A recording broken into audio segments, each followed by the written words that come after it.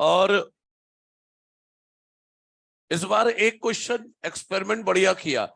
Normally हर बार क्या करता था, कोडिंग स्ट्रैंड देते थे और एमआरएनए पूछते थे।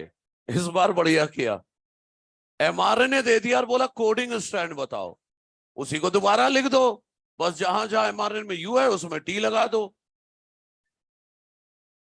ठीक था क्वेश्चन।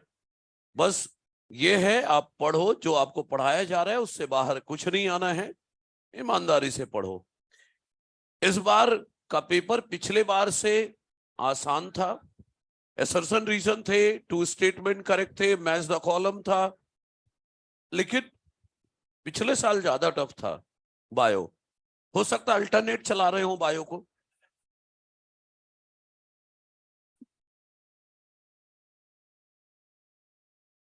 पिछले साल टफ दे दिया, इस साल आसान दे दिया, अगले साल फिर वही कर देंगे।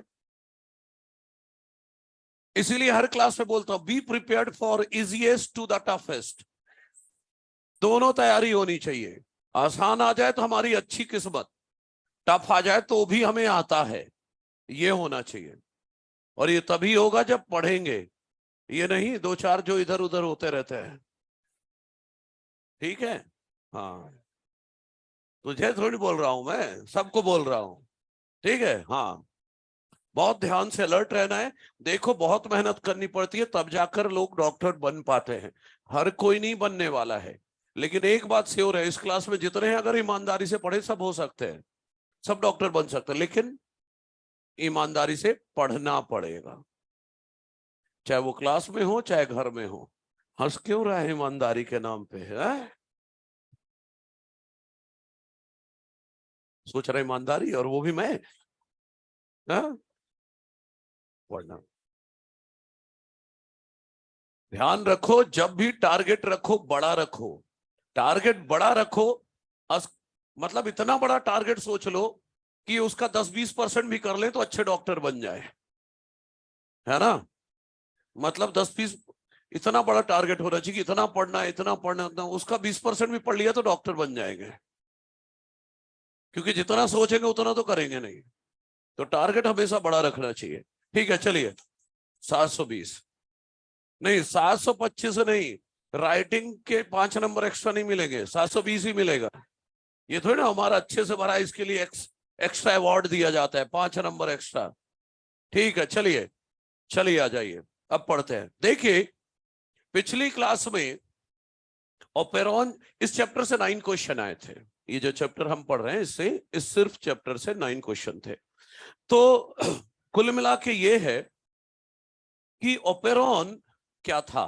ढेर सारी जीन मिलकर एक यूनिट की तरह काम करती हैं। दो तरह के होते हैं ओपेरॉन, इंड्यूसिबल और रिप्रेसिबल। इंड्यूसिबल ओपेरॉन हम पढ़ रहे हैं कौन सा? Lac operon.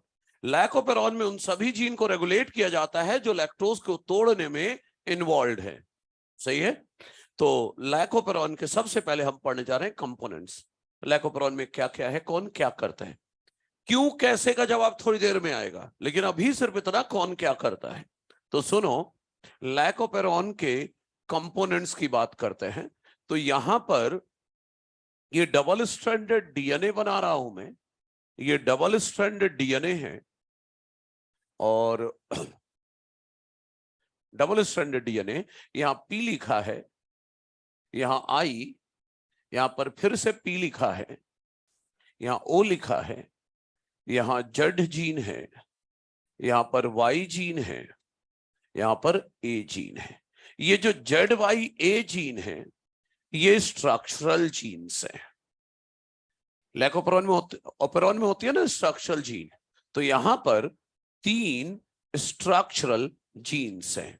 ये तब काम करेंगी जब इकोलाई के अंदर लैक्टोज आएगा, जब लैक्टोज नहीं आएगा तो काम नहीं करेंगी। तो ऐसी जीन कौन सी जो कभी काम करे कभी ना करे? अरे नहीं रे, क्या बोलते हैं, नॉन कॉन्स्टिट्यूटिव या लग्जरी या स्मार्ट जीन। तो नॉन कॉन्स्टिट्यूटिव या लग्जरी या स्मार्ट जीन ऑफ लैकोपेरॉन, ये प्रोटीन या एंजाइम तभी बनाएंगी जब सेल में लैक्टोज है, और जब नहीं होगा तो काम नहीं करेंगे। ये ऑपरेटर है, ये प्रमोटर है, ये रेगुलेटर है। Regulator, promoter, operator, structural gene, यही तो होता था। अच्छा, बात ये आई दो दो पी क्यों है? दोनों पी का मतलब प्रमोटर है। इस प्रमोटर पर आरएनए पॉलीमरेज जो जुड़ेगा वो ZYA जीन का ट्रांसक्रिप्शन कराएगा। ऑपरेटर का ट्रांसक्रिप्शन नहीं होता, सिर्फ ZYA का होता है। आरएनए पॉलीमरेज यहां जुड़ेगा, आगे बढ़ेगा और ZYA जीन का ट्रांसक्रिप्शन कराएगा। मतलब this is promoter of structural gene. ये प्रमोटर जो है, यहां पर भी आरएनए पॉलीमरेज जुड़ेगा, यहां पर जो आरएनए पॉलीमरेज जुड़ेगा वो आई जीन का ट्रांसक्रिप्शन कराएगा। मतलब ये प्रमोटर है आई जीन का, ये प्रमोटर है स्ट्रक्चरल जीन का। यहां पर आरएनए पॉलीमरेज जो जुड़ेगा वो किसका ट्रांसक्रिप्शन कराएगा? आई जीन का। तो इसे लिख दे रहा हूं मैं कि it is promoter of I gene. ये प्रमोटर है आई जीन का। अच्छा, आई जीन क्या है? रेगुलेटर जीन है। आई जीन रेगुलेटर जीन है। जैसे स्ट्रक्चरल जीन लग्जरी जीन है, कभी काम करेंगे कभी नहीं करेंगे ये, लेकिन हमेशा काम करेंगे। मतलब ये हाउसकीपिंग जीन है ना? ये कैसी जीन है? कॉन्स्टिट्यूटिव या house keeping gene of lac operon. Constitutive या house keeping gene of lac operon. मतलब ये हमेशा काम करेगी। क्या काम करेगी? प्रोटीन बनाएगी। हाउस कीपिंग जीन है लैकोपेरॉन की। एज इट ऑलवेज सिंथेसाइजेस, हमेशा बनाएगा। एज इट ऑलवेज सिंथेसाइजेस, क्या सिंथेसाइज करेगा? एक्टिव, सिंथेसाइज करता है हमेशा एक्टिव रिप्रेसर प्रोटीन। क्या बनाता है ये? एक्टिव रिप्रेसर प्रोटीन बनाता है। तो जो प्रोटीन ये बनाता है उसका नाम है रिप्रेसर प्रोटीन। रिप्रेसर मतलब इनहिबिटर। ये रिप्रेसर बनाता है, इनहिबिटर बनाता है, इसीलिए इसका नाम आई जीन है। नहीं तो आप ये सोच रहे हो प्रमोटर को पी बोला, ऑपरेटर को ओ बोला, तो रेगुलेटर को आर बोलते, आई क्यों बोला? तो एनसीईआरटी साफ साफ बोलती है here I doesn't stand for inducer, I hear stand for inhibitor. क्या बना रहा है ये जीन? रिप्रेसर, बोले तो इनहिबिटर, इसीलिए नाम है आई जीन। सही है। और ये जो रिप्रेसर प्रोटीन इसने बनाया, इसके पास दो चीजों से जुड़ने की साइट है, हैज टू बाइंडिंग साइट। ये दो चीजों से जुड़ने के लिए साइट रखता है। One for binding with, one for binding with operator. एक साइट है जिससे ये किससे जुड़ेगा? ऑपरेटर से। दूसरी साइट है जिससे ये जुड़ेगा विथ इंड्यूसर। अरे वही लैक्टोज ही तो इंड्यूसर था। Other for binding with inducer, बोले तो लैक्टोज। तो ये जो रिप्रेसर प्रोटीन आई जीन बनाएगा वो दो चीजों से जुड़ सकता है, लेकिन एक समय पर एक से ही जुड़ेगा। या तो इंड्यूसर से जुड़ेगा या तो ऑपरेटर से जुड़ेगा। ये प्रमोटर है किसका? स्ट्रक्चरल जीन का। This is promoter of structural jeans. मतलब यहां पर जो आरएनए पॉलीमरेज जुड़ेगा वो ZYA जीन का ट्रांसक्रिप्शन कराएगा। प्रमोटर को बोलूं RNA polymerase binding site, RNA polymerase binding site. अब आरएनए पॉलीमरेज बाइंडिंग साइट चाहे ये प्रमोटर हो या प्रमोटर हो, दोनों प्रमोटर को वही बोलोगे। अच्छा, ओ क्या है? ऑपरेटर। अब ये जो ऑपरेटर जीन है इसको बोलूं प्रेजेंट एडजेसेंट टू प्रमोटर। कहां प्रेजेंट है? Adjacent to promoter. और अभी तो बोला रिप्रेसर आकर जुड़ेगा ऑपरेटर पर, तो ऑपरेटर को क्या बोलूं? Binding site for repressor protein, binding site for repressor protein. एक तो ये। और ऑपरेटर के बारे में एक चीज और लिखना चाह रहा हूं। क्या? ये ऑपेरॉन को स्विच ऑन या ऑफ कराएगा, खुद अपने दम पे नहीं, under the influence of I gene. Under the influence of I gene मतलब देखो तो सुनो, जब कोई फैक्ट्री में बड़ी मशीन लगाई जाती है तो एक इंसान रखते हैं जिसको बोला जाता है ऑपरेटर। वो मशीन को ऑन और ऑफ करता है। वैसे इस ऑपेरॉन को ऑन ऑफ करने का काम ये करता है, इसीलिए इसका नाम ऑपरेटर है। लेकिन अपने दम पर नहीं कंट्रोल करेगा। किसके दम पर? आई जीन। मतलब ऐसा समझ लो जैसे पंखे को अगर चलाना हो तो जस्ट बगल में जो स्विच लगे हैं उनको दबा देगा, ऑन हो जाएगा। तो ऑपरेटर ये स्विच है जो कमरे के बाहर लगे हुए हैं, और जो आई है वो इस बिल्डिंग का मेन स्विच है। तो मेन स्विच का ही तो मेन कंट्रोल है। तो मेन रेगुलेशन, मेन कंट्रोल किसका है? मेन स्विच का, आई का। और जो कमरे के बाहर लगे हैं स्विच वो क्या है? ऑपरेटर। हमारे लिए तो ऑन ऑफ यही कर रहे हैं, लेकिन ओवरऑल कंट्रोल देखा जाए तो मेन स्विच का आई का है। कैसे क्या होगा मामला सब पढ़ने वाले हैं। अच्छा, ये जो स्ट्रक्चरल जीन है यही तो एंजाइम बनाएंगी। जड़ जीन बनाता है बीटा गैलेक्टोसाइडेज एंजाइम। अरे वही जो लैक्टोज को तोड़ेगा। बीटा गैलेक्टोसाइडेज एंजाइम बनाने की जिम्मेदारी किसकी है? जड़ जीन की। जड़ जीन ये जो एंजाइम बनाएगा वो क्या करेगा? लैक्टोज को तोड़ेगा into beta galactose plus beta glucose, और इसी ग्लूकोज को इक्वलाई यूज करेगा रेस्पिरेशन में टू गेट एनर्जी, है ना। तो ये काम जड़ जीन करेगा। अब बात आई वाई जीन की। वाई जीन बनाएगा परमिएज एंजाइम। क्या बनाएगा? परमिएज एंजाइम। सुनिए, कल्चर मीडियम में लैक्टोज डाल दिया, ये इकोलाई है। अरे जब इकोलाई के अंदर लैक्टोज जाएगा तब ना लैक्टोज तोड़ने की बात आएगी, लेकिन लैक्टोज सेल के अंदर जा ही नहीं सकता। तो एक्चुअली सेल मेम्ब्रेन में आके लग जाता है परमिएज एंजाइम। ये लाल रंग का जो बना है ये क्या है? परमिएज एंजाइम। इसकी मदद से लैक्टोज अंदर जाता है। मतलब परमिएज क्या करता है? परमिबिलिटी बढ़ाता है सेल मेम्ब्रेन की। किसके लिए? लैक्टोज के लिए।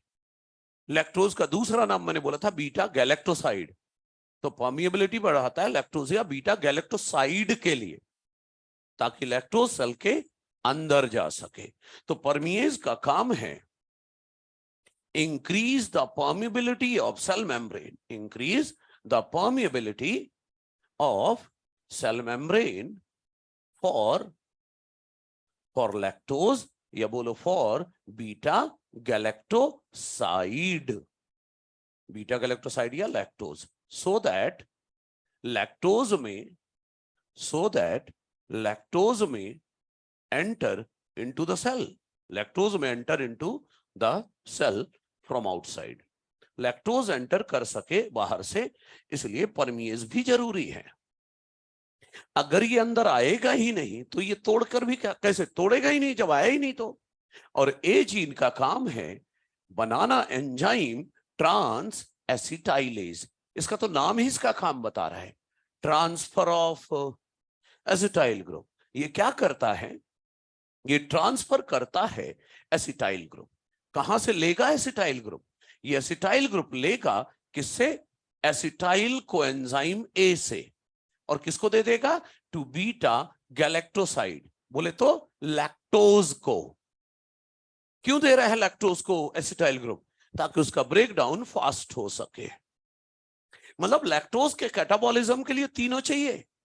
परमिएज होगा तब ना लैक्टोज अंदर आएगा, और जब लैक्टोज में एसिटाइल ग्रुप डाल देगा तब ना लैक्टोज का ब्रेकडाउन फास्ट होगा, और फिर ये लैक्टोज को तोड़ देगा। समझ रहे हो? तो और सुनो, ये जितनी जीन के काम बताए मैंने, ये बाद में बड़ा सा डायग्राम अलग से बनाऊंगा। और ये जितनी भी जीन है सब इंपॉर्टेंट है, और खास करके जेड वाई ए जीन और आई जीन, इनके फंक्शन लगभग हर साल आते हैं। इस साल भी आया था मैच द कॉलम में कि आई क्या बनाता है? रिप्रेसर। जेड क्या बनाता है? Beta galactosidase. वाई क्या बनाता है? परमिएज। ए क्या बनाता है? ट्रांसएसिटाइलेज। इस साल भी आया था। मतलब लगभग हर साल ही आता है। और प्रोमोटर के बारे में क्या जानना है? Binding site for RNA polymerase. Operator के बारे में binding site for repressor protein. Clear है? ये कंपोनेंट्स हो गए लैकोप्रॉन के। इसे लिख लो, फिर पढ़ते हैं वर्किंग। लैक्टोज नहीं है तो क्या होगा, लैक्टोज है तो क्या होगा, दोनों देखेंगे फटाफट। 4 से 5 मिनट में खत्म करें इसको।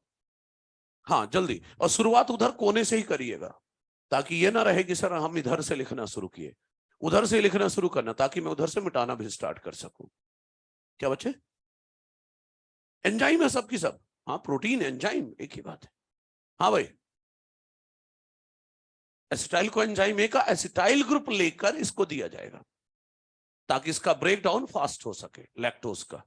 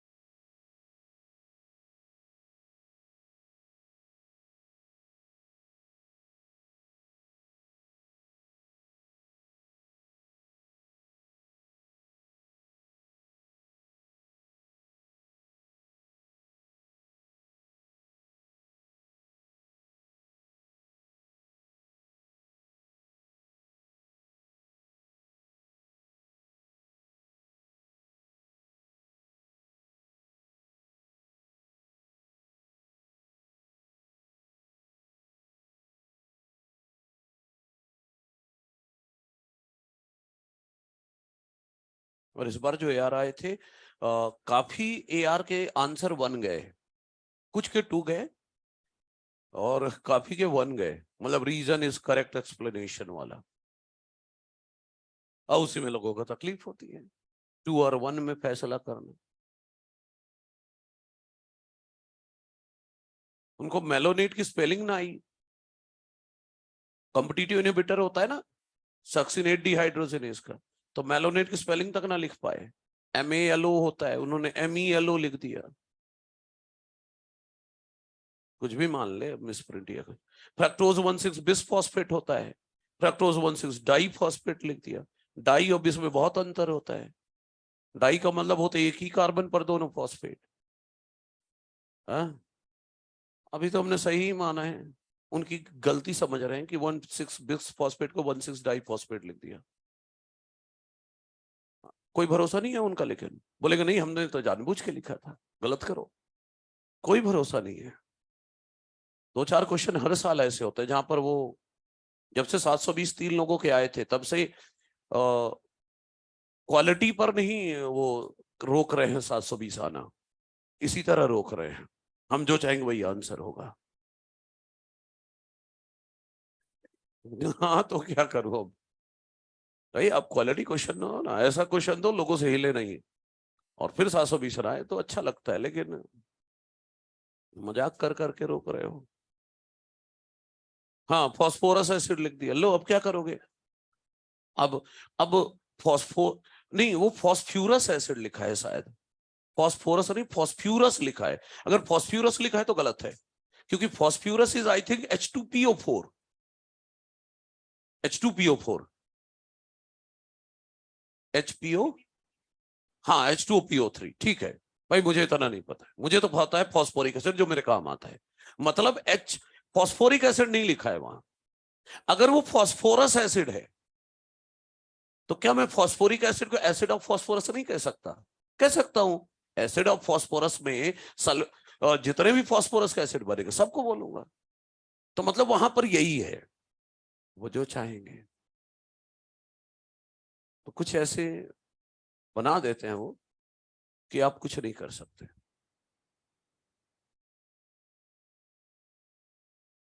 एक साल नीट में आया था जी नॉट क्या है, सस्पेंड है सेल साइकिल से एग्जिट।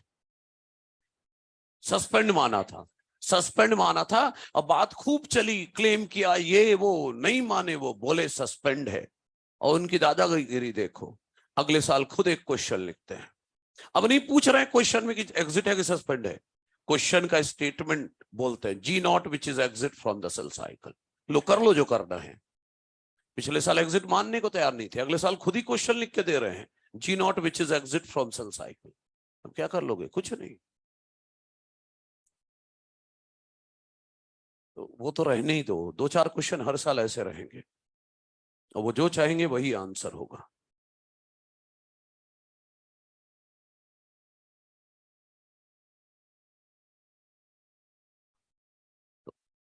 क्या हुआ? वो जरूरत नहीं है, वो थोड़ा बहुत ज्यादा हाई लेवल हो जाएगा। वो ये रखो जो जरूरी है। हाँ हटा दे, कोई दिक्कत नहीं। ये दोनों लिख ले, कोई फर्क नहीं पड़ता, दोनों लिख लेगा तो भी सही है। छोटे लेवल पर बात करेंगे, जो आपके लेवल का सवाल आता है।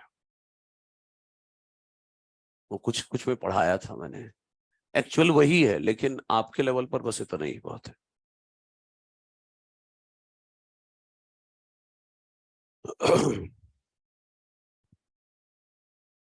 कंप्लीट हुआ क्या?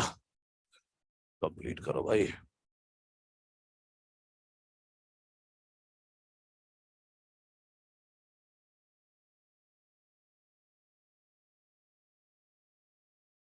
बड़ा धीरे धीरे लिख रहा है, जल्दी जल्दी लिख, पेन जल्दी चला।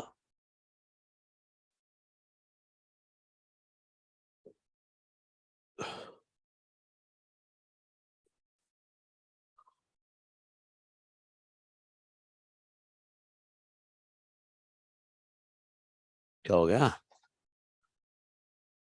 अभी याद आया क्या पेन उठा के लिखना है? लिख रहा था ना? हाँ। ठीक है, जल्दी कर।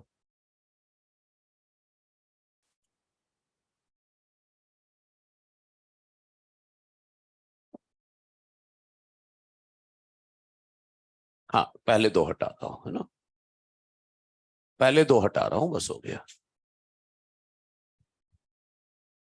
जल्दी लिखो, क्या कर रहे हो? अरे अभी इसी तरह के इतने अच्छा डायग्राम लग रहा है, तो अभी और बनाएंगे 2 बार, कहोगे 3 बार बना लेंगे, लेकिन अगला आने दो, पुराना जाएगा तो अभी तो नया आएगा, है ना। तो वर्किंग पढ़ना है लैक ऑपेरॉन का।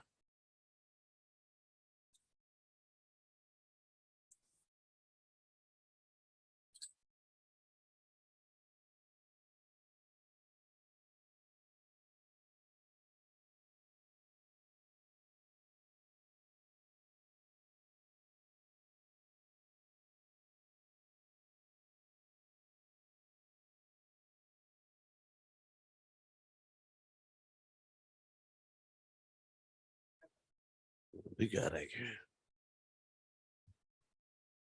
अब क्या रह गया, other for binding with inducer lactose. हाँ जेड वाई ये नहीं हटा रहा हूं, मैं तो अभी इधर हूं, मुझे इतना हटाकर काम चल जाएगा मेरा भी। अभी तो मैं हेडिंग डाल रहा हूं, आप लिखो जो भी लिखना है।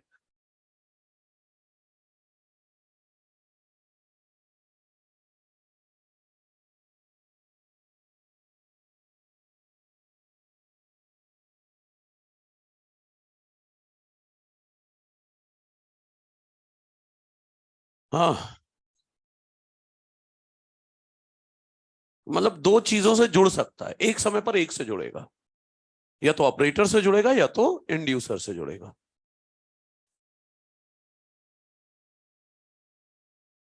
हम्म दोनों, पूरी वर्किंग देखना ना, तब पता चलेगा ये क्यों कैसे हो रहा है। अभी सिर्फ कौन क्या करता है वो लिख लिया हमने।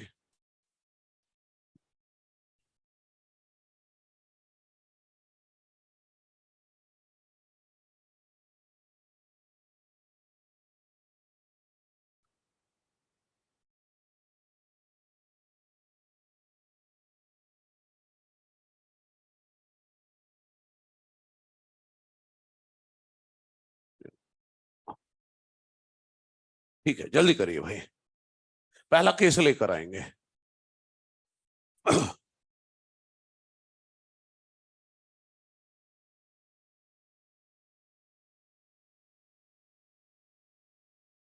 ठीक है लगे रहो, जल्दी जल्दी।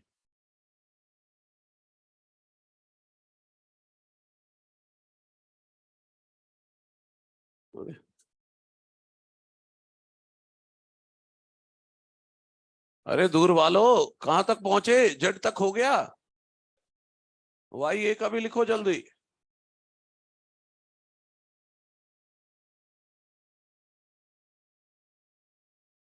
दोबारा बनाएंगे सेम डायग्राम वर्किंग के लिए अब।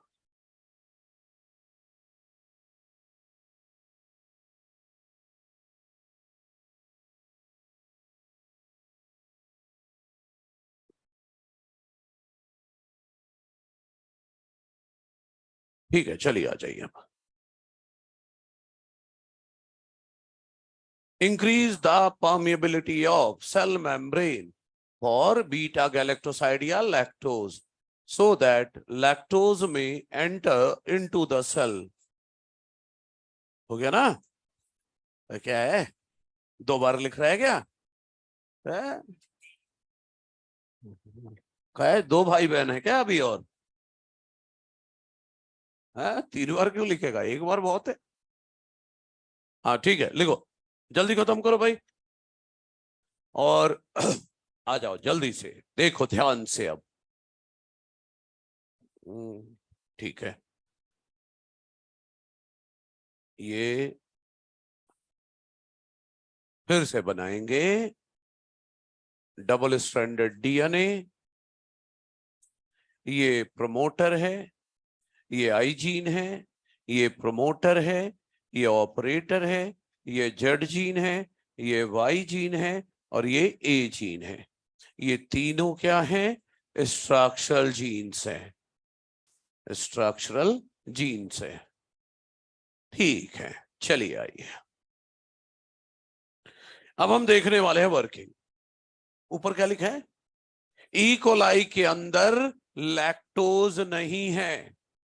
अरे जब लैक्टोज नहीं है तो लैक्टोज तोड़ने वाली एंजाइम बनाने की जरूरत नहीं है, मतलब ओपेरॉन को बंद रखो, मतलब इंजीन्स को ऑफ रखो, इनको काम करने से रोको। कैसे किया जाएगा वो देखो। देखो, प्रमोटर पर जुड़ा आरएनए पॉलीमरेज, उसने आई जीन का करा दिया ट्रांसक्रिप्शन, तो क्या बन गया? एमआरएनए। तो आई जीन के ट्रांसक्रिप्शन से बना एमआरएनए। अब ये जो एमआरएनए बना, इसे मैं कह रहा हूं रिप्रेसर एमआरएनए। रिप्रेसर एमआरएनए क्यों कह रहा हूं? क्योंकि इस एमआरएनए के ट्रांसलेशन से जो प्रोटीन बन रहा है उसका नाम है रिप्रेसर प्रोटीन। तो क्योंकि इस एमआरएनए से रिप्रेसर प्रोटीन बन रहा है, इसलिए इसे रिप्रेसर एमआरएनए कहा। आई जीन को अभी मैंने थोड़ी देर पहले कहा house keeping gene of lac operon, मतलब आई जीन लगातार ये काम करता रहेगा। तो आई जीन लगातार ट्रांसक्रिप्शन ट्रांसलेशन कर करके क्या बना रहा है? Repressor protein. और ये दो चीजों से जुड़ सकता है, या तो ऑपरेटर से या तो इंड्यूसर से, लेकिन इंड्यूसर तो है ही नहीं अभी, तो किससे जुड़ेगा? ऑपरेटर से। तो देखो, ये जाके जुड़ गया ऑपरेटर से। ये प्रोटीन बहुत बड़े साइज की है, तो जब ये ऑपरेटर से जुड़ती है तो कुछ एरिया ये सराउंड कर लेती है प्रोमोटर का भी, कुछ एरिया घेर लिया प्रोमोटर का भी, मतलब रिप्रेसर प्रोटीन बाइंड कर गया टू ऑपरेटर, ऑपरेटर से जुड़ गया। तो जब ऑपरेटर पर कौन बैठ गया? रिप्रेसर। तो प्रमोटर पर, प्रमोटर का भी कुछ एरिया घेर लिया है इसने, रिप्रेसर प्रोटीन ने, तो क्रॉस कर दिया मैंने। प्रमोटर पर नहीं जुड़ पाएगा आरएनए पॉलीमरेज। जब आरएनए पॉलीमरेज यहां जुड़ेगा ही नहीं तो आगे आएगा ही नहीं। प्रमोटर पर आरएनए पॉलीमरेज जब जुड़ ही नहीं पाएगा तो इधर आगे आएगा ही नहीं, तो इधर ट्रांसक्रिप्शन नहीं होगा, मतलब जेड वाई ए जीन का ट्रांसक्रिप्शन नहीं होगा, एमआरएनए नहीं बनेगा। एमआरएनए नहीं बनेगा तो ट्रांसलेशन नहीं होगा, मतलब वो जो 3 एंजाइम बननी थी लैक्टोज के कैटाबॉलिज्म के लिए, वो नहीं बनेंगी, मतलब ओपेरॉन ऑफ हो गया, या बोलो स्ट्रक्चरल जीन्स ऑफ हैं। और सही तो है, कुछ भी अबनॉर्मल नहीं है। जब सेल में लैक्टोज है ही नहीं तो लैक्टोज तोड़ने की एंजाइम बनाने की जरूरत नहीं है, तो बंद हो गया।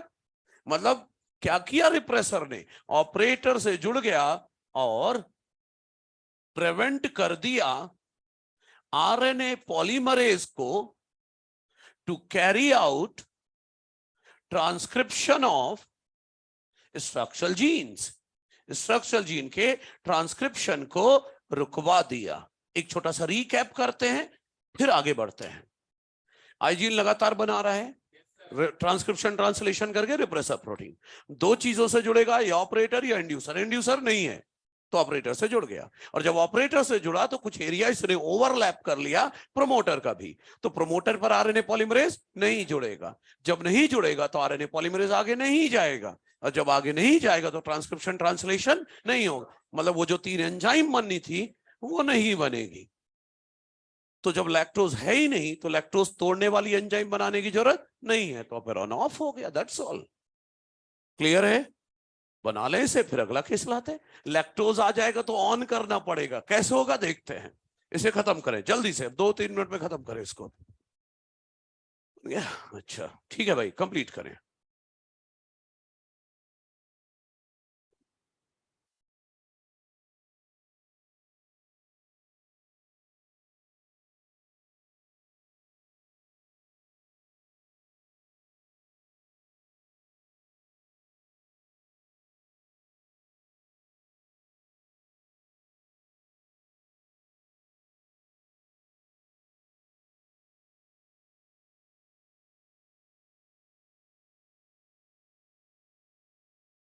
लिख लो जल्दी, बातें बाद में, है ना।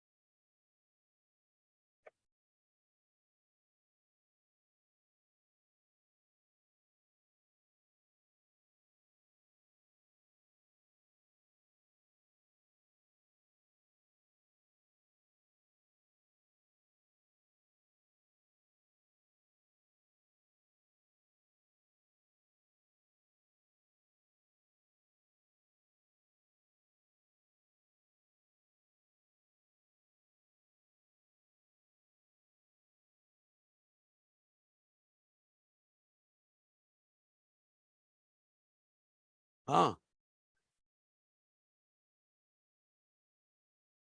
किस पे जुड़ता?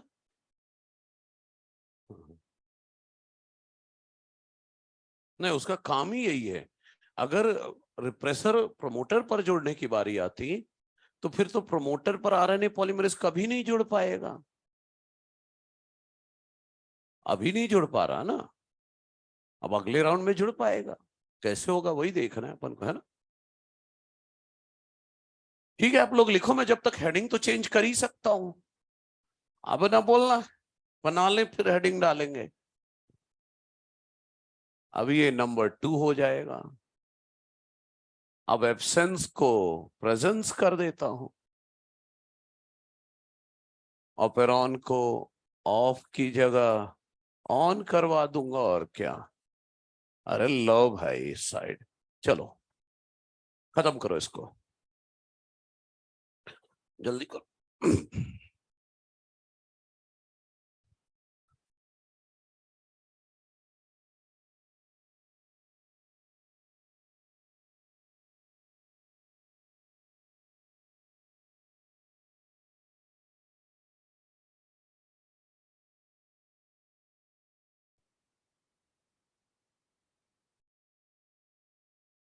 क्योंकि ये जुड़ रहा है ऑपरेटर से। एक्टिव इसलिए बोल रहे हैं क्योंकि ऑपरेटर से जुड़ पा रहे हैं, नहीं जुड़ पाएगा तो इसी को इनएक्टिव बोलने लगूंगा।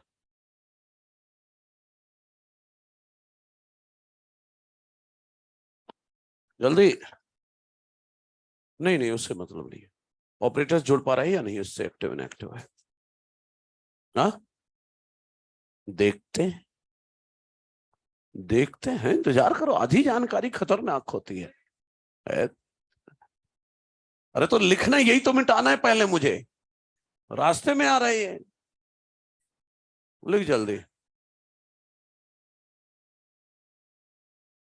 हाँ ठीक है, अब ऐसे थोड़ी ना कि उसको, उससे दुश्मनी थोड़ी ना है, लिख लेना तो फिर बात करते हैं। ठीक है, जल्दी करिए।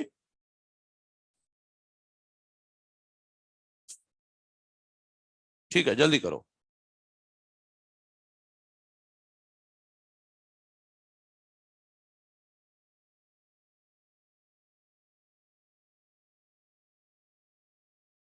हो गया, ठीक है, चलिए। तो सुनिए, अब अगला केस लेकर आते हैं हम, अगला केस लेकर आते हैं। लैक्टोज आ चुका है, सबसे पहले एक डाउट क्रिएट कर दिया जाए आपके दिमाग में, फिर पढ़ेंगे। आइए देखिए, ये टेस्ट ट्यूब है, इसमें कल्चर मीडियम में लैक्टोज डाल दिया मैंने, ध्यान से। अब ये जो लैक्टोज है ये इकोलाई है, ये इकोलाई है। ये लैक्टोज तो परमिएज की मदद से ही जा सकता है ना। परमिएज एंजाइम की मदद से ही लैक्टोज अंदर जा सकता है। ठीक है, तो जब लैक्टोज मैंने कल्चर मीडियम में दिया तो परमिएज की मदद से लैक्टोज अंदर आ गया। सही है। अपन इंड्यूसर बार बार किसको बोल रहे हैं, लैकोप्रोन का, लैक्टोज। एक्चुअली लैक्टोज इंड्यूसर नहीं होता, एक्चुअली लैक्टोज अंदर जाकर, बिगिनिंग में जब लैक्टोज जाएगा ना अंदर, तो कुछ लैक्टोज को बिगिनिंग में लैक्टोज का आइसोमर में कन्वर्ट कर लिया जाएगा, लैक्टोज के आइसोमर में कन्वर्ट कर लिया जाएगा, that is allolactose. Real inducer of lac operon है एलोलैक्टोज, आइसोमर ऑफ लैक्टोज। देखिए, अगर पूछा जाए इंड्यूसर कौन है लैकोपेरॉन, लैक्टोज, लेकिन अगर दोनों दिए हैं तो वी विल गो फॉर एलोलैक्टोज, क्योंकि एलोलैक्टोज ही रियल इंड्यूसर है लैकोपेरॉन का। सर क्या अंतर है दोनों में, बॉन्ड का। लैक्टोज में कौन सा बॉन्ड था, बीटा 1,4 ग्लाइकोसिडिक बॉन्ड। एलोलैक्टोज में कौन सा है, बीटा 1,6 ग्लाइकोसिडिक बॉन्ड। एलोलैक्टोज में बीटा 1,6 और इसमें बीटा 1,4, बस बॉन्ड का अंतर है और कुछ नहीं है, तो आइसोमर है। तो एक्चुअली आइसोमर जो ये लैक्टोज का है, ये रियल इंड्यूसर है लैकोपेरॉन का। डाउट आया, क्या आया, जब ओपेरॉन बंद था तो परमीएज कहां से आया, है ना। इस डाउट का जवाब दूंगा मैं, ये वाला पार्ट एक्सप्लेन करने के बाद, साइड में जगह बचा रखी है वहां एक्सप्लेन कर दूंगा। ठीक है भाई। तो हमारे दिमाग में एक डाउट आ गया, जब अभी तक ऑपेरॉन ऑफ था तो परमिएज कहां से आया? छोटे बच्चों वाला जवाब नहीं दे रहे सर, पिछली बार बना था ना, थोड़ा सा बचा रह गया था, वो है। जी नहीं, बिल्कुल नहीं। ठीक है, अच्छा आओ सुनिए। ई कोलाई के अंदर लैक्टोज आ चुका है। इंड्यूसर कौन है? लैक्टोज। लेकिन अगर रियल इंड्यूसर कोई पूछ रहा है तो वो है एलोलैक्टोज, जो कि एक आइसोमर है लैक्टोज का। आइसोमर ऑफ लैक्टोज है एलोलैक्टोज। एग्जैक्ट सेंस में इंड्यूसर वही है। मान लो मैं एलोलैक्टोज को ऐसे रिप्रेजेंट कर रहा हूं, ऐसे, ये एलोलैक्टोज है सपोज। याद है आपको, रिप्रेसर प्रोटीन दो में से एक जुड़ सकता था। पिछली बार इंड्यूसर नहीं था तो ऑपरेटर से जुड़ गया, लेकिन इस बार तो इंड्यूसर हाजिर है तो इंड्यूसर से जुड़ जाएगा। तो चलो जुड़वाते हैं। ये रिप्रेसर रहा और ये इंड्यूसर रहा, दोनों आपस में जुड़ गए। तो ये रहा रिप्रेसर और ये रहा इंड्यूसर, दोनों जुड़ गए तो क्या बन गया? Inducer repressor complex. Inducer repressor complex बन गया। और अब ये नहीं जुड़ सकता ऑपरेटर से, इसलिए अब इसे क्या बोलेंगे? Inactive repressor. अब इसे बोलेंगे इनएक्टिव रिप्रेसर। क्यों इनएक्टिव बोल रहे हो? क्योंकि now it can not bind to operator. Operator से नहीं जुड़ सकता, इसलिए क्या बोल दिया? इनएक्टिव। अब ये तो जुड़ नहीं सकता, तो ये जगह तो खाली है, तो प्रमोटर एरिया भी खाली है। तो प्रमोटर पर फटाक से मौका पाते ही आरएनए पॉलीमरेज आकर जुड़ गया, और जुड़ गया दौड़ गया आगे। जब आगे दौड़ा तो ZYA जीन का करा दिया ट्रांसक्रिप्शन। ऑपरेटर का ट्रांसक्रिप्शन नहीं होगा भाई। ZY ऑपरेटर का तो काम है बाइंडिंग साइट फॉर रिप्रेसर, उसका काम नहीं है आरएनए प्रोटीन बनाना। किससे बनेगा? ZYA gene. तो ये आरएनए पॉलीमरेज आगे आया और ZYA जीन का करा दिया ट्रांसक्रिप्शन। ट्रांसक्रिप्शन करा दिया तो बन गया mRNA। यहां से लेकर यहां तक जेड जीन से बना इतना बड़ा mRNA, वाई जीन से बना इतना बड़ा mRNA, ए जीन से बना इतना बड़ा mRNA। और इस mRNA को मैं कह रहा हूं पॉलीसिस्ट्रॉनिक mRNA। क्यों कह रहा हूं? क्योंकि इस mRNA से 3-3 एंजाइम बनने वाली है। 3-3 एंजाइम बनने वाले हैं, तो पॉलीसिस्ट्रॉनिक। आगे की कहानी तो आपको पता है। इस mRNA में 3 बार स्टार्ट और 3 बार स्टॉप कोडॉन है। नहीं पता क्या? तो सुनो, जेड जीन से जो mRNA बना था उसमें यहां पर स्टार्ट है, यहां पर स्टॉप है। तो स्टार्ट कोडॉन पर राइबोसोम जुड़ा और start codon to stop codon चला। तो ट्रांसलेशन से बन गया, जेड जीन से जो mRNA बना था उसके ट्रांसलेशन से बन गया बीटा गैलेक्टोसाइडेज एंजाइम। सही है। फिर वाई जीन से जो mRNA बना था उसमें भी तो यहां स्टार्ट कोडॉन है, तो start codon to stop codon चल पड़ा राइबोसोम। तो इससे ट्रांसलेशन से बन गया परमिएज एंजाइम। यहां पर भी तो स्टार्ट कोडॉन है, तो स्टार्ट टू स्टॉप राइबोसोम चला और इसके ट्रांसलेशन से बन गया ट्रांसएसिटाइलेज एंजाइम। देखा, ई कोलाई के अंदर लैक्टोज आ चुका है, तो लैक्टोज के कैटाबॉलिज्म के लिए एंजाइम्स बन गई, मतलब ऑपेरॉन ऑन हो गया, मतलब स्ट्रक्चरल जीन्स ऑन हो गई, काम करने लग गई। एक बार रिकैप करते हैं। ई कोलाई के अंदर लैक्टोज आ चुका है, आते ही शुरुआत के कुछ लैक्टोज किसमें बदल गए? एलोलैक्टोज आइसोमर में। तो रिप्रेसर तो लगातार बन रहा है, एलोलैक्टोज और रिप्रेसर जुड़ गए, इनएक्टिव हो गया repressor, now it can not bind to operator. तो प्रोमोटर पर आरएनए पॉलीमरेज जुड़ गया, आराम से ट्रांसक्रिप्शन करा दिया, बन गया mRNA। ये जो mRNA बना है इसमें 3 बार स्टार्ट और 3 बार स्टॉप कोडॉन है। Start to stop, start to stop, start to stop, तीनों से प्रोटीन बनेगा। तो 3 अलग अलग एंजाइम बन गई जो कि लैक्टोज के ब्रेकडाउन के लिए जरूरी है, वो बन गई। तो ठीक है, लैक्टोज आ गया तो लैक्टोज तोड़ने वाली एंजाइम बनने लग गई, मतलब ऑपेरॉन क्या हो गया? ऑन हो गया। सही है। अब बात आई कि सर लैक्टोज नहीं था जब, तो ऑपेरॉन तो ऑफ था, तो परमिएज कहां से आया? इस डाउट को दूर करने के लिए एनसीईआरटी ने एक लाइन लिखी है और लिखा है उस लाइन को ब्रैकेट में, ताकि लोग ज्यादा ध्यान ही ना दें उसको पढ़ने में। ब्रैकेट में जो चीज होता है अपन सोचते वैसे ही है। देखो क्या लिखा है एनसीईआरटी ने, ध्यान से सुनना। रिमेंबर, एनसीईआरटी की लाइन है, remember a very low level of a very low level of a very low level of expression of lac operon has to be always present in the cell, has to be always present in the cell, otherwise lactose cannot enter the cell, cannot enter into the cell। Lactose enter ही नहीं कर पाएगा, वो ये कह रहा है, मतलब परमिएज की बात कर रहा है एनसीईआरटी। लेकिन मतलब वो ये कह रहा है लैक्टोज नहीं है अभी, लैक्टोज नहीं है अभी, फिर भी थोड़ा थोड़ा ओपेरॉन काम कर सकता है। सर अभी तो प्रूव किया लैक्टोज नहीं होगा तो ओपेरॉन बंद होगा, बिल्कुल बंद होगा, लेकिन थोड़ा बहुत काम कर सकता है। कैसे, देखना जरा, ध्यान दीजिएगा सभी। मान लो ये पी है, ये आई जीन है, ये पी है, ये ऑपरेटर है, ये जेड जीन है, ये वाई जीन है, ये ए जीन है, सही है।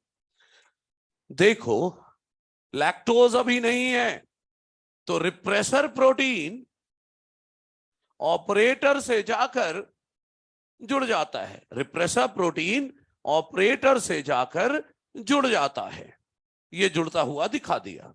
लेकिन ये जो रिप्रेसर प्रोटीन जुड़ा है ना ऑपरेटर से, ये टाइटली बाउंड नहीं है, लूजली बाउंड है। तो कभी कभी लैक्टोज नहीं है अभी, रिप्रेसर जुड़ा हुआ है लेकिन लूजली बाउंड है, तो कभी कभी ये रिप्रेसर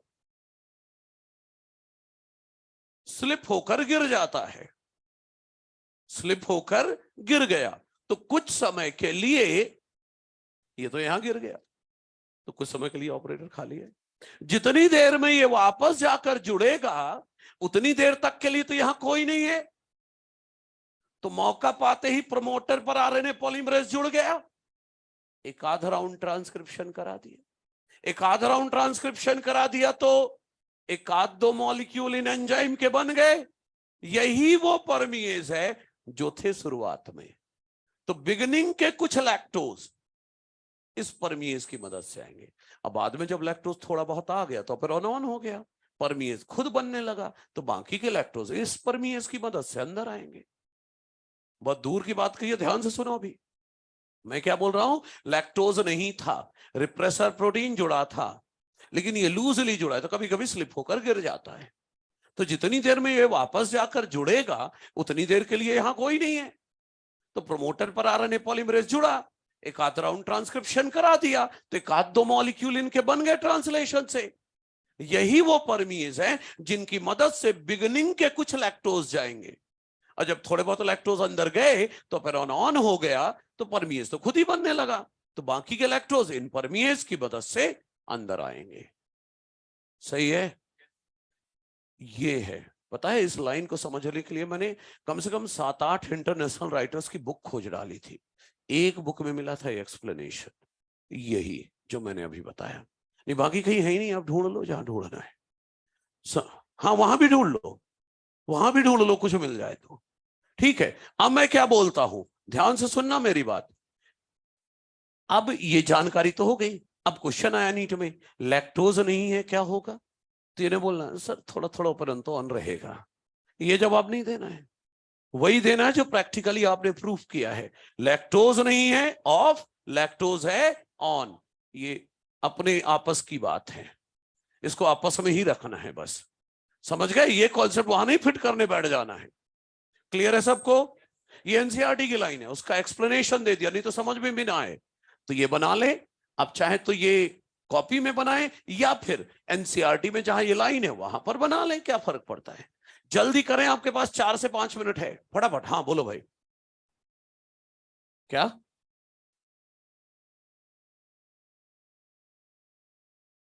बच्चे स्लिप तो होना ही है,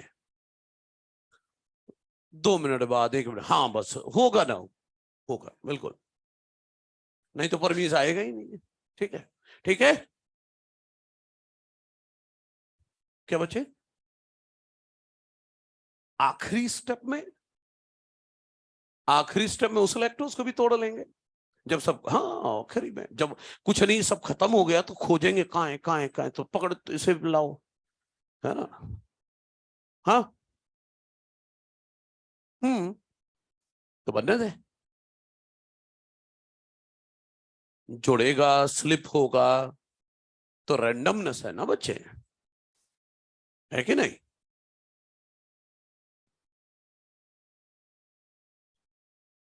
जो धीरे लिखते हैं जल्दी लिखो भाई।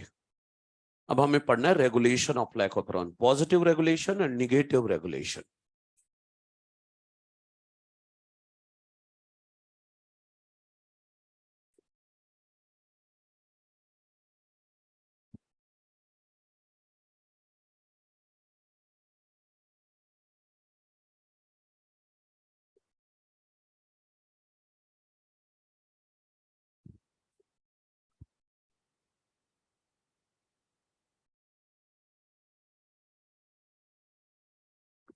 लिखो लिखो लिखो, जल्दी लिखो, देखें कौन क्या लिख रहा है। लिखो लिखो।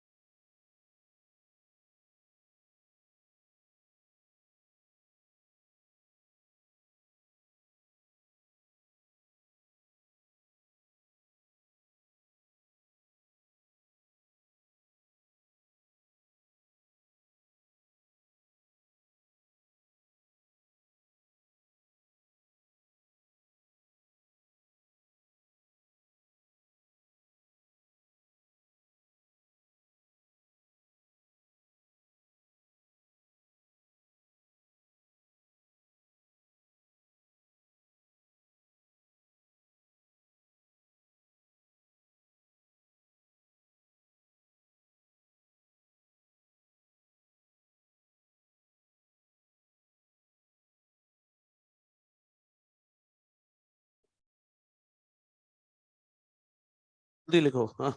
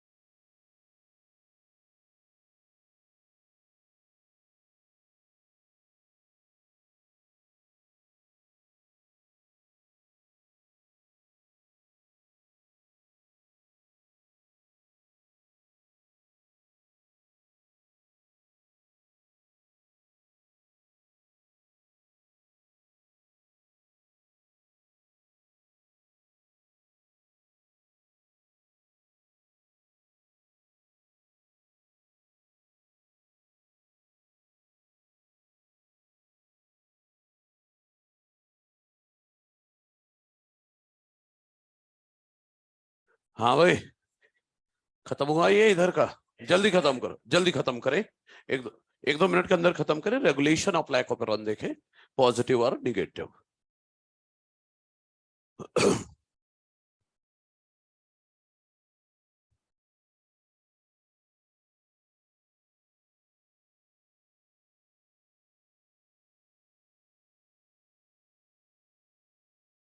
मतलब क्या मैं ये बोल सकता हूं कि लैक्टोज खुद बोल रहा है आप मुझे तोड़ो,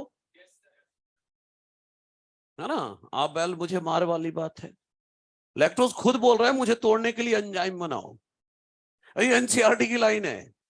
मतलब रेगुलेशन ऑफ एंजाइम सिंथेसिस कौन करा रहा है? लैक्टोज नाम का सबस्ट्रेट खुद। क्या हो रहा है? एंजाइम सिंथेसिस कौन रेगुलेट कर रहा है? लैक्टोज सबस्ट्रेट खुद अपने तोड़वाने के लिए एंजाइम बनवा रहा है।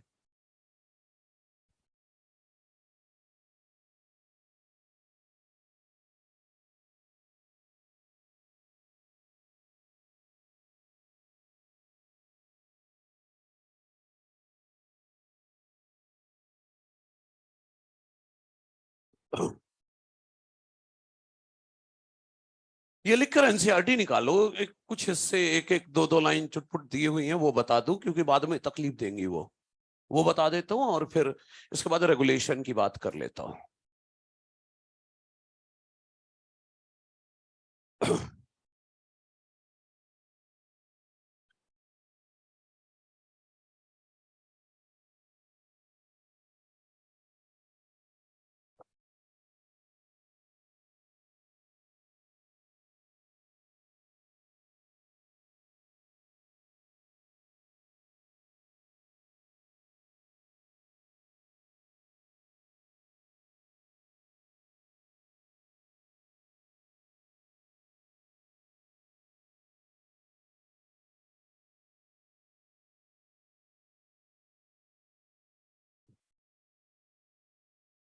एनसीईआरटी में पेज नंबर 117,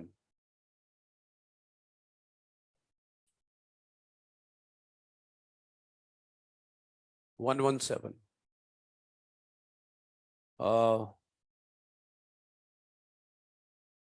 117 में सेकंड पैराग्राफ, 117 का सेकंड पैराग्राफ, आखिरी लाइन, सेकंड पैराग्राफ की आखिरी लाइन, आखिरी लाइन, शुरुआत की नहीं आखिरी की। वहां लिखा होगा कि लैकोपेरॉन को कैसे देखा जा सकता है? Regulation of enzyme synthesis by substrate, मतलब लैक्टोज खुद अपने तुड़वाने के लिए एंजाइम बना रहा है। इस लाइन का ये मतलब है। सेकंड पैराग्राफ 117 में लास्ट लाइन, 117 सेकंड पैराग्राफ की आखिरी line, regulation of lactoperon can be visualized as regulation of enzyme synthesis by its substrate।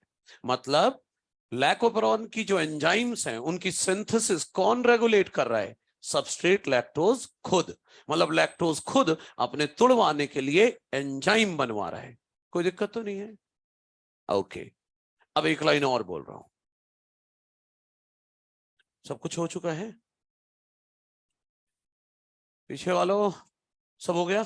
अच्छा सुनिए, क्या मैं ये बोल सकता हूं हर ऑपेरॉन का स्पेसिफिक ऑपरेटर होता है और स्पेसिफिक रिप्रेसर होता है? हर ऑपेरॉन का एक स्पेसिफिक ऑपरेटर होता है, स्पेसिफिक रिप्रेसर होता है। मतलब लैक ऑपेरॉन का ऑपरेटर स्पेसिफिक होगा, लैक ऑपेरॉन का रिप्रेसर स्पेसिफिक होगा। लैक ऑपेरॉन के ऑपरेटर से किसी और ऑपेरॉन का रिप्रेसर प्रोटीन नहीं जुड़ेगा। लैकोपेरॉन के ऑपरेटर से केवल लैकोपेरॉन का ही रिप्रेसर प्रोटीन जुड़ेगा। सही है? सर ये कहां लिखा है? पेज 116 ऊपर से सेकंड पैराग्राफ की आखिरी की दो लाइन, 116 में टॉप से सेकंड पैराग्राफ उसकी आखिरी की दो लाइन, बल्कि आखिरी की तीन लाइन लिखा होगा, each operon has its specific operator and specific repressor. Lac operon का ऑपरेटर से कौन जुड़ेगा? केवल लैकोपेरॉन का रिप्रेसर ही जुड़ेगा, किसी और ऑपेरॉन का रिप्रेसर इस ऑपरेटर से नहीं जुड़ सकता। मिल गई लाइन? अच्छा आगे सुनो, एक लाइन और अभी एनसीईआरटी की उसी पैराग्राफ में। क्या मैं ये बोल सकता हूं, सुनिएगा, कि प्रमोटर पर आरएनए पॉलीमरेज जुड़ेगा या नहीं? क्या प्रमोटर इज एसेसिबल? एसेसिबल मतलब अवेलेबल। क्या promoter is available for binding of RNA polymerase? ये किससे डिसाइड होगा कि ऑपरेटर पर रिप्रेसर प्रोटीन जुड़ा है या नहीं? अगर ऑपरेटर पर रिप्रेसर प्रोटीन जुड़ा है तो promoter is not available for binding of, और अगर नहीं जुड़ा है तो अवेलेबल है। तो जो पॉइंट आपने अभी पढ़ा उसी के ऊपर की लाइन पढ़ो, देखो पॉइंट शुरू हो रहा है द एसेसिबिलिटी ऑफ प्रमोटर से। द एसेसिबिलिटी ऑफ प्रमोटर से शुरू हो रहा है। पढ़ो उस लाइन को, ऑपरेटर तक पढ़ना है उस पॉइंट को। यही मतलब निकल रहा है कि प्रमोटर एसेसिबल है या नहीं, अवेलेबल है या नहीं for binding of RNA polymerase. ये किससे डिसाइड हो रहा है कि कोई स्पेसिफिक प्रोटीन ऑपरेटर से जुड़ रहा है या नहीं? तो वो जो स्पेसिफिक प्रोटीन लिखा है, लिख दो ना, रिप्रेसर प्रोटीन की बात हो रही है। ऑपरेटर से इंटरेक्ट करने को वो जो स्पेसिफिक प्रोटीन बोल रहा है वो कौन सी प्रोटीन है? Repressor protein. ना मिला भाई? अरे बोल्ड लेटर में सेकंड पैराग्राफ में ऑपरेटर लिखा है, हाँ उसी के ऊपर पढ़ो। तो इंटरेक्शन ऑफ प्रोटीन जो लिखा है, प्रोटीन के नाम पर क्या लिख दो? रिप्रेसर प्रोटीन की बात हो रही है। ठीक है, ये भी बात कर ली। अब चलिए रेगुलेशन पढ़ते हैं। रेगुलेशन के बाद एक क्वेश्चन पुट अप करूंगा जो कि अगले पेज में है, वो बिल्कुल सेकंड लास्ट पैराग्राफ में क्वेश्चन है ना। उस क्वेश्चन को पढ़ेंगे और आंसर देंगे उसका, 117 में आखिरी में है ना, सेकंड लास्ट पैराग्राफ में। हाँ देखेंगे। अभी आप इधर आ जाएं। अब रेगुलेशन ऑफ लैकोपेरॉन, लैकोपेरॉन का रेगुलेशन सभी अब ध्यान से समझेंगे। लैकोपेरॉन क्लोज करने का वक्त आ गया, लेकिन काफी कुछ बताना है। हाँ ठीक है, वो तो एनसीईआरटी की लाइन थी, एनसीईआरटी भी मिल जाएगी डायग्राम। देखिए लैकोपेरॉन का रेगुलेशन निगेटिव भी होता है और पॉजिटिव भी होता है। निगेटिव रेगुलेशन और पॉजिटिव रेगुलेशन। निगेटिव रेगुलेशन का मतलब है डीएनए से कोई जुड़े और ट्रांसक्रिप्शन बंद हो जाए, ऑपरेरॉन बंद हो जाए, निगेटिव रेगुलेशन। क्या बोल रहा हूं?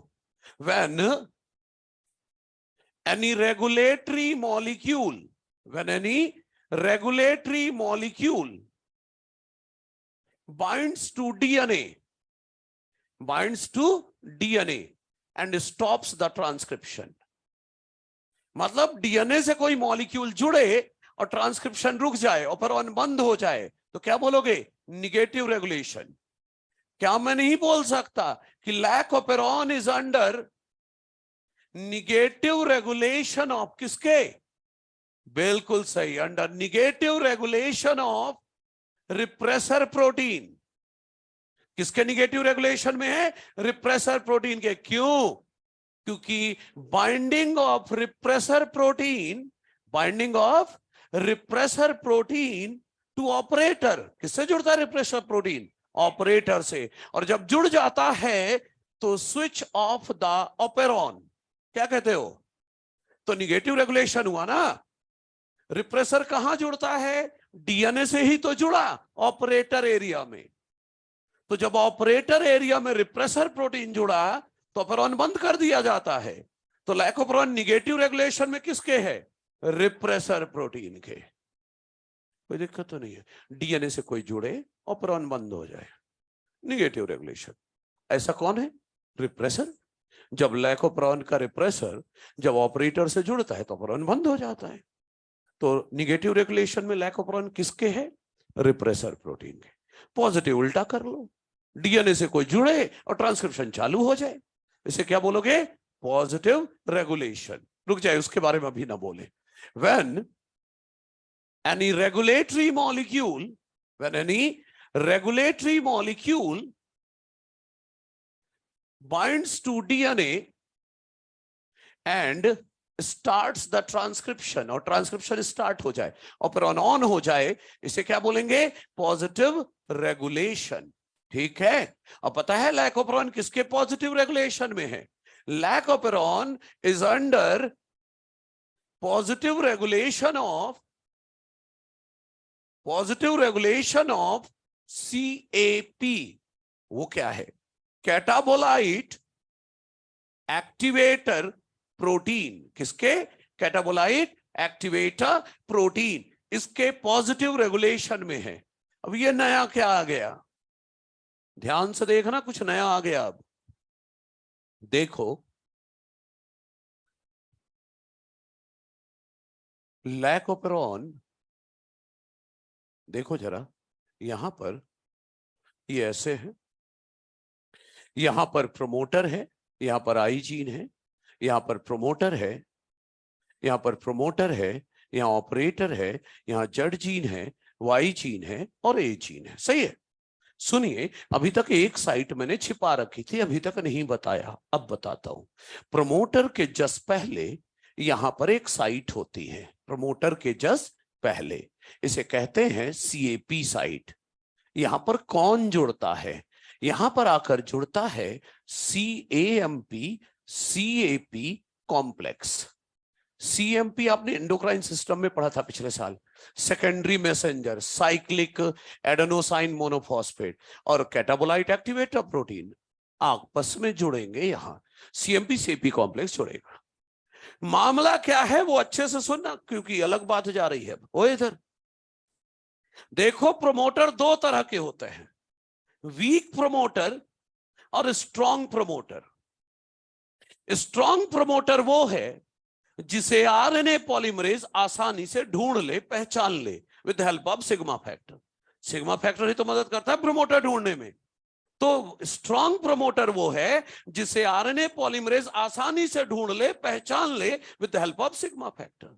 लेकिन लैकोपेरोन का ये वाला प्रमोटर वीक प्रमोटर है, इसे RNA पॉलीमरेज आसानी से नहीं ढूंढ पाता even with the help of sigma factor.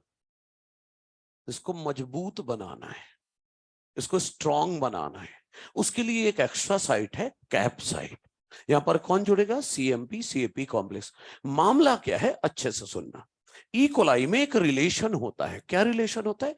CAP का कंसंट्रेशन डायरेक्टली प्रोपोर्शनल होता है CMP के, और इनवर्स होता है ग्लूकोज कंसंट्रेशन के।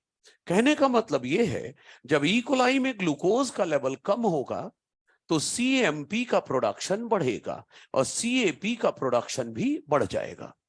जब ग्लूकोज कम होगा तब इन दोनों का प्रोडक्शन बढ़ेगा, और जब ये दोनों ज्यादा हो जाएंगे, मतलब when concentration of CAMP and CAP is higher, जब CMP और CAP सेल में ज्यादा हो जाते हैं तब क्या होता है?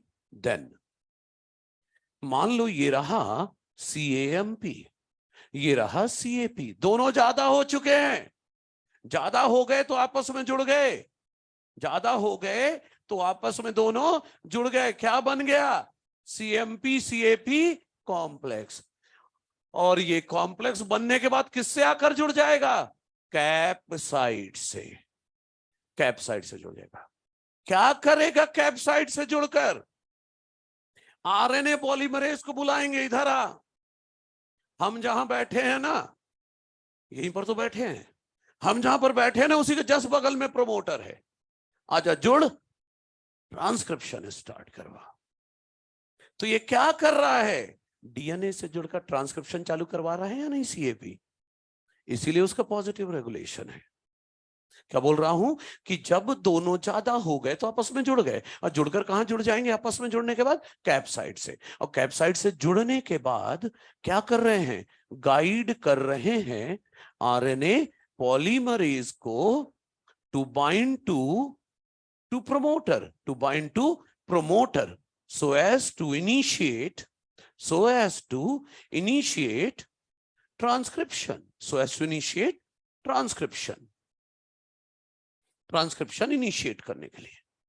तो सीएपी जुड़कर क्या करा रहा है, ट्रांसक्रिप्शन स्टार्ट करवा रहा है या नहीं, करवा रहा है, तो हुआ ना पॉजिटिव रेगुलेशन। सही है। अब सुनना मेरी बात, मतलब हम अभी तक ये देख रहे थे कि लैक्टोज है, ऑपरेरॉन ऑन होगा, नहीं होगा, ऑफ होगा, यही है ना। एनसीईआरटी ने क्वेश्चन पूछा है, देखो बॉटम पे सेकंड लास्ट पैराग्राफ में क्या लिखा है वहां। पहला तो ये लिखा है कि ग्लूकोज और गैलेक्टोज इंड्यूसर नहीं हो सकते।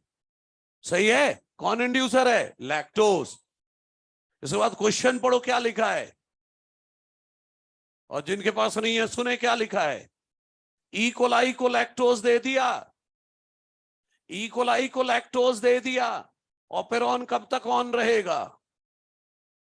अगर मैंने ये ना पढ़ाया होता, अगर ये ना पढ़ाया होता, क्योंकि एनसीईआरटी ने लिखा है कि लैकोप्रोन पॉजिटिव रेगुलेशन में भी है, लेकिन but it is beyond our discussion. Lac operon ने लिखा है लैकोप्रोन अंडर निगेटिव रेगुलेशन है किसके, रिप्रेसर के।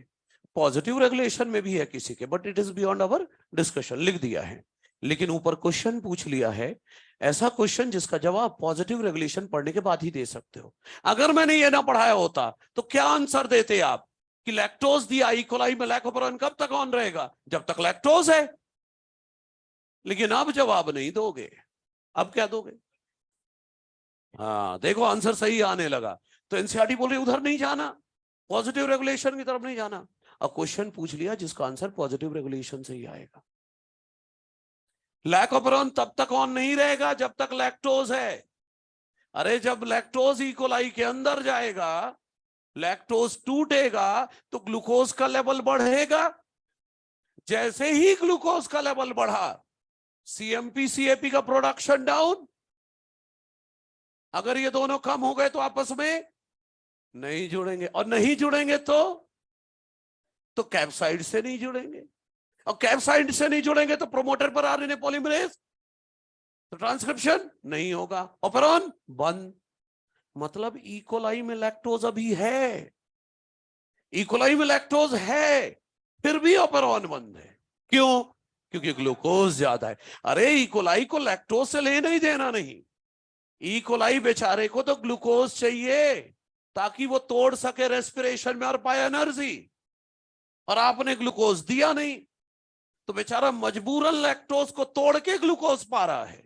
अल्टीमेट गोल तो ग्लूकोज है उसके लिए। तो सब कुछ ग्लूकोज के लेवल से देखा जाएगा। तो लैक्टोज दे दिया, लैक्टोज टूटने से धीरे धीरे ग्लूकोज का लेवल बढ़ेगा, और जैसे ग्लूकोज का लेवल बढ़ जाएगा ऑपेरॉन बंद हो जाएगा। तो एनसीईआरटी के उस क्वेश्चन का क्या आंसर दोगे। हाँ वहां पर आंसर लिख लो, till the level of glucose become higher, till the level of glucose become higher, तब तक ऑपेरॉन ऑन रहेगा। 117 सेकंड लास्ट पैराग्राफ में जो क्वेश्चन है उसका आंसर है until the level of glucose become higher। ठीक है। तो लैकोपेरोन कब तक ऑन रहेगा, जब तक ग्लूकोज का लेवल ज्यादा ना हो जाए। जैसे ज्यादा होगा बंद हो जाएगा। समझ रहे हैं मेरी बात को, भेजे में गई ना बात। ये जब लैक्टोज आएगा तो लैक्टोज टूटेगा तो ग्लूकोज बढ़ जाएगा। अब ग्लूकोज का लेवल जैसे ही बढ़ेगा, सीएमपी सीएपी का प्रोडक्शन डाउन, डाउन हो गए तो ये आपस में नहीं जुड़ेंगे, नहीं जुड़ेंगे आपस में तो सीएपी से नहीं जुड़ेंगे, तो प्रोमोटर पर आरएनए पॉलीमरेज नहीं जुड़ेगा, तो ट्रांसक्रिप्शन ट्रांसलेशन बंद, ऑपेरॉन बंद। सही है।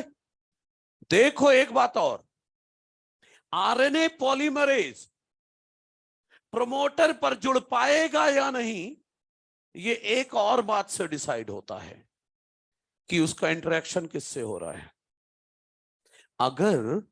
अगर ऑपरेटर पर रिप्रेसर जुड़ा है, ऑपरेटर पर रिप्रेसर जुड़ा है, तो प्रोमोटर पर आरएनए पॉलीमरेज नहीं जुड़ पाएगा। लेकिन अगर कैप्साइड पर सीएपी जुड़ा है तो प्रोमोटर पर आरएनए पॉलीमरेज जुड़ पाएगा। मतलब बोलूं, प्रोमोटर से आरएनए पॉलीमरेज को जुड़वाने में इंड्यूस कौन कर रहा है, सीएपी, कैप प्रोटीन, है ना। और रिप्रेसर जुड़ने नहीं दे रहा है। रिप्रेसर जुड़ने नहीं दे रहा है और कैटाबॉलिक एक्टिवेटर प्रोटीन जुड़वा रहा है या नहीं? अच्छा, आपको और अच्छे समझ में आ जाए इसलिए कुछ कंडीशन दे रहा हूं, आपको भरोसा हो जाए। ताकि देखो, 2 कंडीशन दे रहा हूं, ग्लूकोज ज्यादा है, लैक्टोज भी ज्यादा है। अगर पॉजिटिव रेगुलेशन ना बताऊं तो आप तो बोलोगे सर लैक्टोज ज्यादा, ऑपेरॉन ऑन करो ना। भाई, ग्लूकोज ज्यादा है, ऑपेरॉन ऑफ रहेगा। दूसरा, ग्लूकोज हाई है, लैक्टोज लो है, लेकिन ग्लूकोज तो ज्यादा है ना, ऑफ ही रहेगा। तीसरा, ग्लूकोज कम है, लैक्टोज हाई है, ऑन हो जाएगा। लेकिन सिर्फ ग्लूकोज नहीं देखना है, लेकिन केवल ग्लूकोज नहीं देखना है। इसका प्रूफ यह है, ग्लूकोज कम है, लैक्टोज हाई नहीं, तब भी ऑफ है। मतलब लैकोपेरॉन ऑन होने के लिए ग्लूकोज कम होना चाहिए और सेल में लैक्टोज होना चाहिए। लैक्टोज जब होगा तभी नॉपेरॉन ऑन होगा। क्लियर है? That is all for lac operon. अगली क्लास म्यूटेशन, लगभग 1.5 क्लास म्यूटेशन चलेगा। मतलब जितने तरह की चेंजेस हो सकते हैं सब पता चल जाएंगे। आज की बात यही समाप्त करते हैं, जिसे जो लिखना है लिख लेगा। भाई जो शेड्यूल आया होगा मयूरेश, वो बर्न है क्या 14 को? हाँ है भाई। बायो का किसका है? बायो का topic reproduction in human, reproductive health. 2 हो गए बस, 2 चैप्टर। लो भाई ऑनलाइन वालों, मुझे नहीं पता, ये नहीं बताया, ठीक है? कुछ गड़बड़ हो तो तू समझ लेना इनसे। तो चलिए ठीक है, सही बताया होगा। ओके, जिसका जो रह गया है अपना कंप्लीट कर ले। अगली क्लास म्यूटेशन के नाम होगी।